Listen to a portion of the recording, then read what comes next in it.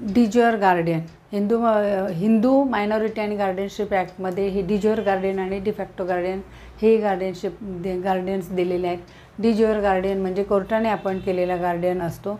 तर डिज्युअर गार्डियनलासुद्धा natural गार्डियनसारख्याच powers असतात आणि म्हणजे परंतु कोर्टाच्या परमिशनशिवाय जर मायनरच्या कुठल्या प्रॉपर्टीचे जे डिसिजन घ्यायचे असतात तेव्हा कोर्टाच्या परमिशनशिवाय तो घेऊ शकत नाही.